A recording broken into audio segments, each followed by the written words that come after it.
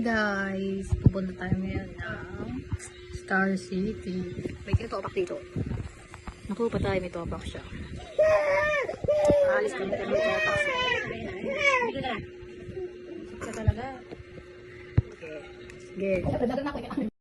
Sa bandang to mga katombits, paalis na nga tayo. Diyan nakikita niya sumasakay na. At sa bandang to naman mga katombits, nasa sasakyan na tayo papuntang San Mateo. Ayan. At nandito na nga tayo ngayon sa San Mateo mga katombits. Maya maya lang pupunta na rin tayo sa Pasay. Pasok. Kasabihay na mga katombits. Papunta na to guys sa may hotel.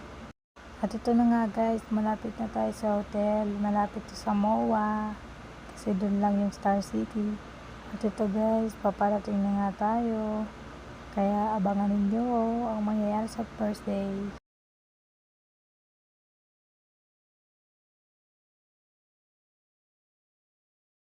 At ito mga katombits, nandito na nga tayo sa hotel. Kung nakikita nyo guys. Kita nyo naman, di ba may mata kayo? Nanonood kayo. Okay. Ito na nga guys, papasok na si bossing ko. Yan na nga ang malikot kong bossing.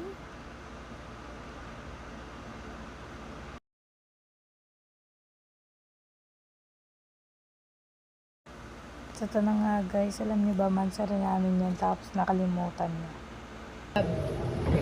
Balik-away yan bakasyon guys. Bati-batian para kunwari di kami magkaaway, di ba? At birthday nga pala dito ni Abria Maldita. Kinakanta na nga namin siya ng happy birthday, Abria. Hindi naman halatang nag-enjoy kami guys, no? Kasi pause pa ako. Ito na guys, lalabas muna kami sa first night at first day namin. Para mangupal sa labas. Ay, mamili pala. Kasi nagugutom kami at may gagawin kami vlog sana guys. Ito na nga si Ate Kiray. Nantitrip na naman sa pintuan. Diyan, puro kabastusan kasi sinasabi nila guys. Kaya minute ko na lang. Talaga?